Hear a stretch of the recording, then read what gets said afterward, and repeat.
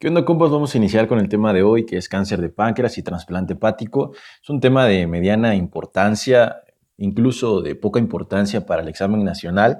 Sin embargo, es algo que si les llegan a preguntar, les van a preguntar cosas muy específicas. Entonces, solamente nos vamos a enfocar en lo principal. Tenemos 2 días de práctica clínica en este caso, una de nutrición en el paciente con trasplante hepático y otra ya de práctica clínica de adenocarcinoma de páncreas.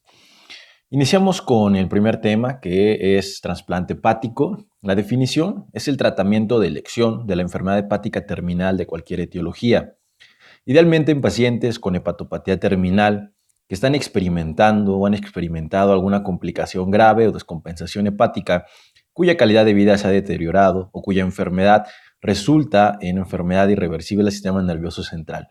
Es una definición muy arbitraria. Aquí lo que verdaderamente me interesa van a ser los criterios de elección para trasplante hepático, que lo vamos a ver en esta imagen. Bueno, aquí básicamente se resume todo lo que es trasplante hepático en las indicaciones para ser elegible para un trasplante hepático, perdón. Cualquier enfermedad hepática terminal que no tenga contraindicación. ¿Y cuáles son estas contraindicaciones? Escala de MET o de MELT, la van a encontrar como MELT, menor a 15 es una contraindicación. Paciente que no deja el alcohol o sustancias ilícitas. Carcinoma hepatocelular con metástasis se considera irresecable y colangiocarcinoma intrahepático. Esas son las contraindicaciones. Siempre que sea cualquier otra enfermedad hepática terminal, es candidato para trasplante hepático y debe de cumplir las siguientes características.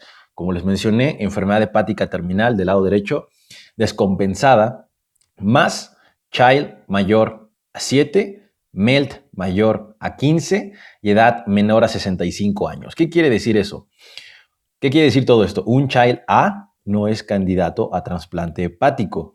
Un MELT menor a 15 no es candidato a trasplante hepático y un paciente de edad avanzada, es decir, de más de 65 años, tampoco es candidato a un trasplante hepático, más allá de las contraindicaciones, que es consumo de alcohol, carcinoma con metástasis y colangiocarcinoma. Esto es lo que se deben de saber de memoria. Lo más importante es esta imagen. Ahora bien, el MELD, ¿qué es lo que valora? Creatinina, bilirrubina o EINR. Obviamente no se van a aprender esa pinche fórmula porque está bien difícil y pues no tiene ningún sentido. Solamente deben de saber el valor de corte, que es 15. Y bueno, en adultos, la enfermedad hepática que normalmente se trata con trasplante es la cirrosis. La cirrosis más complicación, obviamente, que cumpla un child mayor a 7, es decir, un child B o C. ¿Y cuáles son las complicaciones? Ascitis, hipertensión portal, encefalopatía, cáncer hepático, varices hemorrágicas refractarias. Estas serían indicaciones de trasplante hepático. Con que se sepan esta imagen, yo me conformo del tema de trasplante. Y bueno, vamos a ponernos un poquito más finos. Aquí vemos el child, que se divide en A, B y C. 5 a 6 sería un child A, 7 a 9 un child B, más de 9, 10 o más, child C. ¿Y qué nos traduce? Buena función hepática en primer lugar, en segundo lugar, función hepática intermedia y una mala función hepática en último lugar. Como les mencionaba, el child A no se hace trasplante. A partir del child B se recomienda trasplante. Normalmente en child B, paciente con, por ejemplo, cirrosis descompensada, cualquiera de los datos que vimos, y todos los pacientes con child C. ¿El child PUC se lo deben de saber de memoria? Sí, sí se lo deben de saber de memoria. Ahorita no se estresen por aprendérselo. Digo, si tienen tiempo, memorícenlo de una vez porque lo vamos a ver otra vez en cirrosis y ahí sí, pues hay que saberlo de memoria. Y bueno, es una de esas tablas que simplemente hay que saberla. La mnemotecnia es batea, bilirrubina, albúmina, tiempo de coagulación, encefalopatía y ascitis. Así es fácil que lo recuerden, batea. Ya los valores, pues es cosa de memorizarlos, no hay más. A partir de 7 entra a lista de espera, que sería un Child B. Y bueno, aquí las principales enfermedades relacionadas con el trasplante en niños, normalmente atresia de vía biliar. En el adulto, como les mencionaba, cirrosis etílica y hepatitis C, aunque también paciente con carcinoma sin metástasis es indicación de trasplante. Y lo que mencionábamos en contraindicación de trasplante, colangiocarcinoma no está indicado. Consideraciones técnicas, a diferencia de otros trasplantes de órgano, en este caso solamente se requiere compatibilidad ABO, no requiere compatibilidad de Human Leukocyte Antigen, de HLA, y compatibilidad de tamaño. Eso es lo que se requiere. Aquí lo importante es saber que con ABO equivalente, pues con eso tenemos para hacer el trasplante. Puede ser cadavérico o de donante vivo, puede ser un lóbulo, puede ser completo, etc. Requiere tratamiento inmunodepresor con ciclosporina, prednisona y tracolimus. Complicaciones del trasplante, obviamente la principal es el rechazo, que puede suceder hasta en el 50-80% de los trasplantes, y hay dos, digamos, reacciones. La reacción del epitelio biliar, rechazo del epitelio biliar, y al endotelio venoso y arterial. Se menciona en la guía de práctica clínica que es el trasplante más difícil, uno de los más, bueno, lo menciona como el más difícil, pero pues no sé, ¿no? Digo, no soy trasplantólogo, porque requiere el trasplante como tal hepático, requiere anastomosis arterial y 3 venosas, entonces es complicado. Y bueno, tenemos 3 tipos de rechazo, esto sí es importante, el rechazo hiperagudo fulminante que sucede en los primeros 4 días, y sucede por incompatibilidad ABO, por lo cual es raro, porque la indicación de trasplante o una necesidad para el trasplante es que sea compatible respecto al sistema ABO. Entonces normalmente no sucede esto. ¿Qué es lo que pasa? Pues obviamente anticuerpos contra células endoteliales, elevación de las transaminasas, disminución de las proteínas y se produce encefalopatía. El tratamiento es retrasplante. Si hay un rechazo hiperagudo fulminante, hay que quitar el hígado, no hay de otra.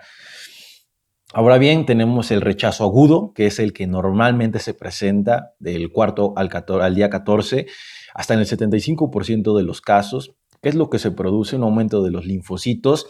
Hay 2 tipos, de hecho, cuando aumenta más los CD4 y cuando aumenta más los CD8. El más grave es, obviamente, cuando aumentan los CD8, que son los citotóxicos.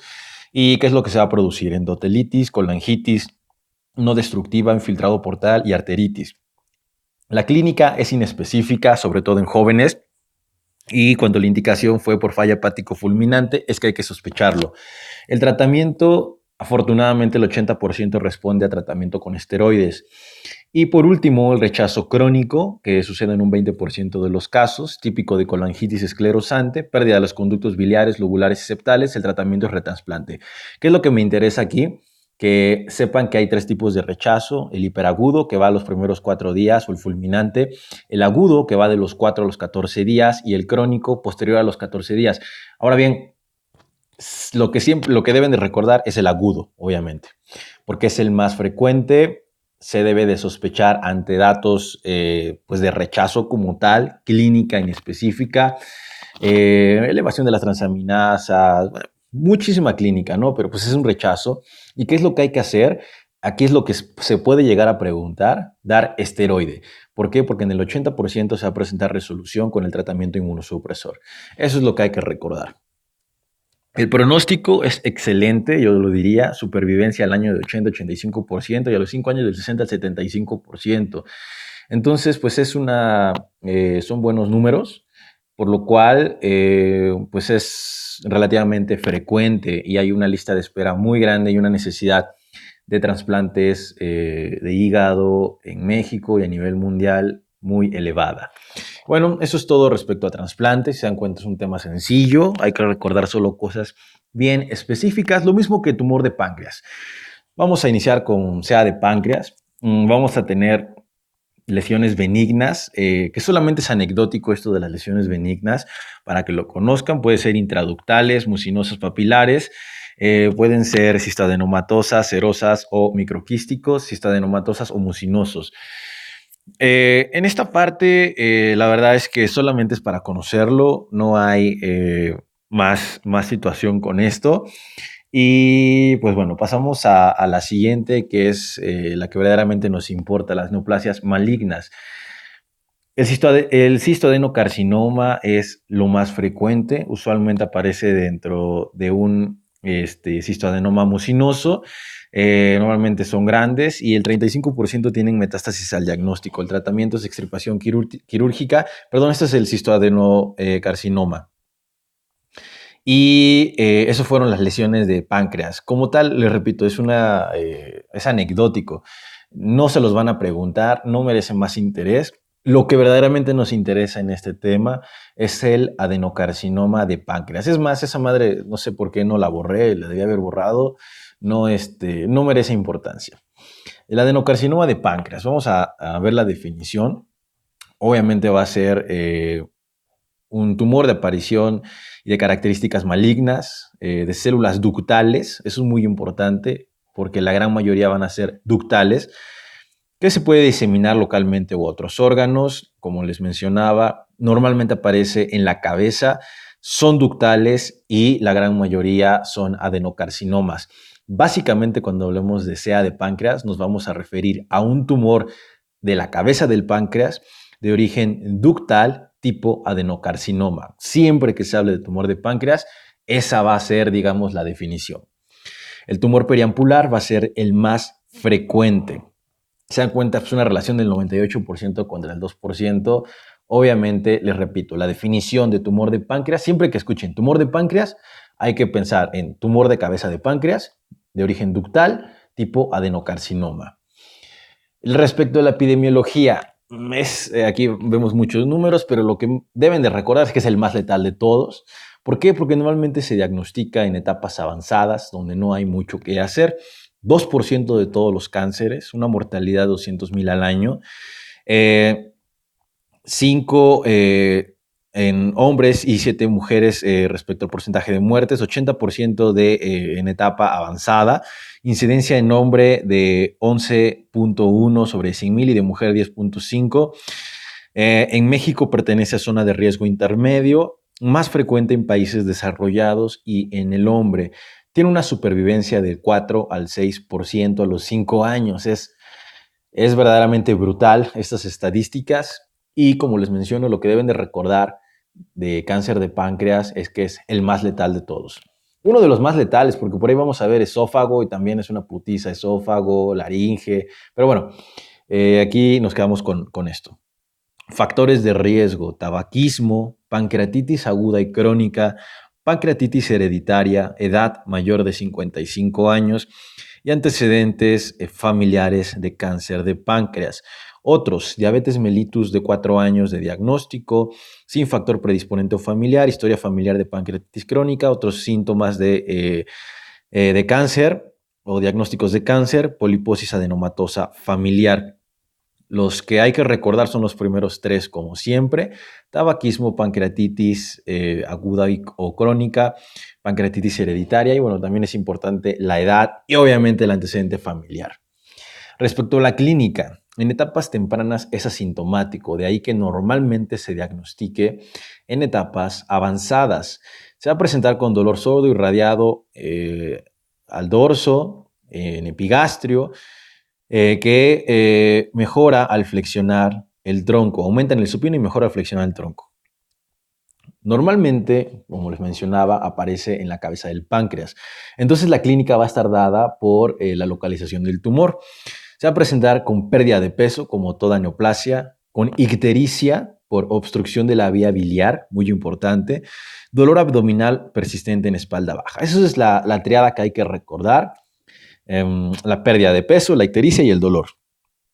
Además, en caso clínico, les pueden poner el signo de Crossover-Terrier, que es palpación de la vesícula sin inflamación de la pared por obstrucción biliar completa, es decir, una inflamación vesicular sin datos de colecistitis, debido a que el tumor produce una obstrucción de la vía biliar y eso provoca su distensión.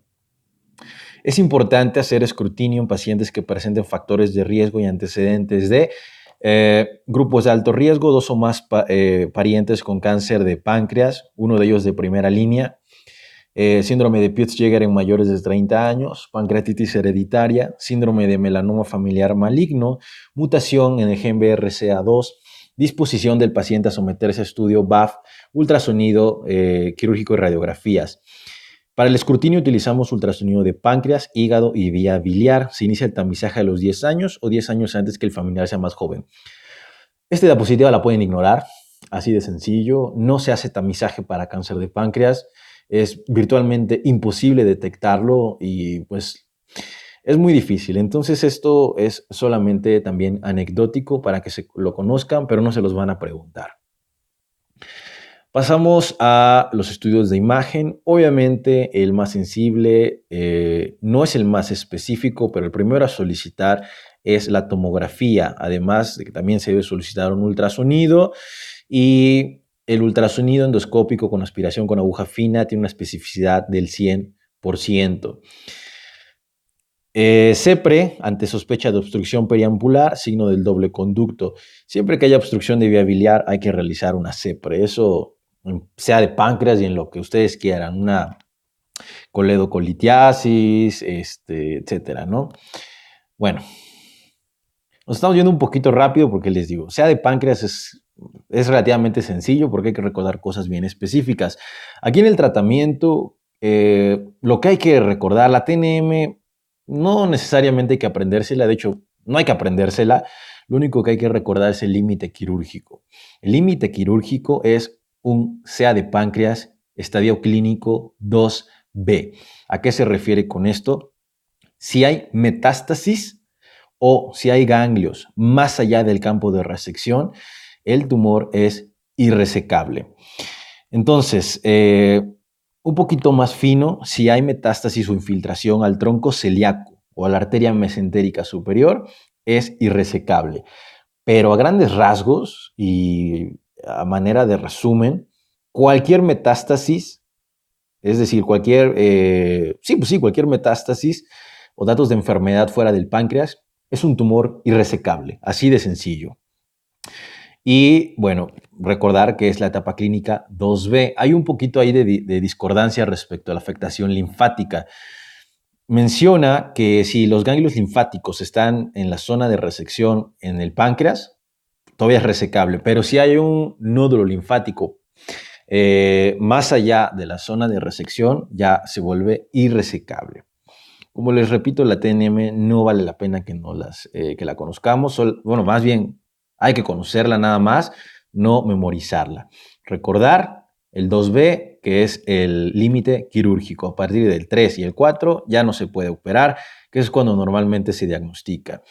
El tratamiento quirúrgico depende de la localización del tumor y para fines prácticos, siempre que hablemos de tumor de páncreas, quedamos que va a ser un tumor de cabeza, de origen ductal y adenocarcinoma. Entonces el tratamiento va a ser una cirugía, la famosa Whipple, pancreatoduodenectomía, una cirugía por demás agresiva con una mortalidad elevadísima y que casi nunca se realiza. ¿Por qué? Por su mortalidad, porque normalmente los pacientes no son candidatos a la cirugía y bueno, pues eso es respecto al Whipple. El tratamiento farmacológico se va a realizar con quimioterapia adyuvante, con ácido folínico, 5-fluoracilo, 6 ciclos. En CA avanzado usar gemcitabina. Hay que dar tratamiento paliativo para el dolor, neurolisis de ganglio celíaco y quimiorradiación, ¿no? Esas son las opciones que tenemos. Complicaciones, mielosupresión, hemólisis y microangiopatía. Aquí tenemos el tratamiento de acuerdo a las etapas. Lo que hay que recordar es que hasta etapa 2B, o más bien etapa 2, es resecable, etapa 3 y etapa 4 es irresecable. Recordando eso, lo demás pues hay que conocerlo, pero normalmente no se pregunta. Cirugía paliativa también se puede realizar. Derivación biliodigestiva, ictericia y expectativa de vida mayor a 6 meses, en esos pacientes se realiza, y también una gastroyeyunoanastomosis, hay obstrucción duodenal. En caso de obstrucción maligna de la vía biliar, se pueden utilizar prótesis metálicas. También es raro que se realice una cirugía paliativa, al menos en, bueno, supongo que en tercer nivel sí se realiza, pero debe ser casos extraordinarios, ¿no? Porque a final de cuentas el pronóstico es malo. Pasamos al algoritmo que viene bastante completo. Tenemos un paciente con sospecha de cáncer de páncreas. ¿Cuáles son los 3 datos característicos? Pérdida de peso, dolor abdominal y en este caso la ictericia. Factores de riesgo: pancreatitis previa, pancreatitis hereditaria, antecedente de cáncer de páncreas y edad mayor de 55 años. También ponemos el tabaquismo. Ahora bien, ante la presencia de factores de alto riesgo, realizamos ultrasonido y o tomografía para definir la localización y las características. ¿Hay un tumor menor de 2 centímetros sin nódulo mural? Sí, repetimos la TAC de 3 a 6 meses, consideramos referencia. No, investigar componente de malignidad. Realizamos ultrasonido endoscópico más biopsia con aguja fina, que recordemos que tiene una especificidad del 100%. Confirmamos por histopatología, pues obviamente enviamos a tercer nivel de atención. El diagnóstico, en primer lugar, solicitamos una TAC y si la lesión es mayor a 2 centímetros, entonces realizamos biopsia por ultrasonido. Algo importante, si el tumor es típico de un carcinoma de páncreas, tiene todos los datos, no se necesita la confirmación histopatológica para realizar la cirugía. Lo menciona bien la guía de práctica clínica. Y bueno, eso es todo, compañeros. Voy a hacer un pequeño resumen de cáncer de páncreas, porque a lo mejor ven mucho y dicen, no, pues es una chinga y está medio complicado. Y la verdad es que no. Vamos a repasarlo desde el punto de vista de cómo nosotros vemos la enfermedad. Definición: va a ser un tumor. Vamos a resumirlo lo más posible. Va a ser un tumor que aparece en la cabeza del páncreas, de origen ductal, tipo adenocarcinoma. Esa es la definición de cáncer de páncreas. Etiología, como quedamos, es el adenocarcinoma. Epidemiología, ¿qué es lo que nos va a interesar? Los factores de riesgo: tabaquismo, pancreatitis crónica, pancreatitis aguda, antecedentes de pancreatitis hereditaria, edad mayor de 55 años, tabaquismo, antecedentes de páncreas. Definición, etiología, epidemiología. Clínicamente, ¿cómo se va a caracterizar? Dolor característico, pérdida de peso e ictericia. Esa es la clínica típica del cáncer de páncreas, por lo cual pues es súper inespecífica, entonces el diagnóstico es tardío. Y aparte de eso, bueno, pasamos al diagnóstico. El diagnóstico, lo primero que vamos a solicitar va a ser esta la vamos a obviar, lo primero que vamos a solicitar va a ser una tomografía. Si hay una lesión mayor a 2 centímetros, ¿qué hacemos? Solicitamos un ultrasonido con biopsia, confirmamos el diagnóstico, tratamos. Si es un tumor 2B o menor, o más bien un tumor 2 o menor, podemos realizar tratamiento quirúrgico y como todos los cánceres de páncreas van a ser de cabeza, para fines prácticos, la cirugía o el tratamiento de elección va a ser Whipple, que es una pancreatoduodenectomía. Y bueno, en respecto al tratamiento, si es mayor a 2, es decir, un 3 o un 4, ya no hay tratamiento quirúrgico, se considera irresecable. Eso es el resumen de cáncer de páncreas. Eso es lo que deben de saber. Lo demás es pura bueno, es para presumir, pues. Pero, bueno, para que lo conozcan y, bueno, de todas maneras, como se dieron cuenta, pues estos temas son relativamente muy específicos, lo que les van a preguntar, entonces no se estresen, nada más sepan lo esencial.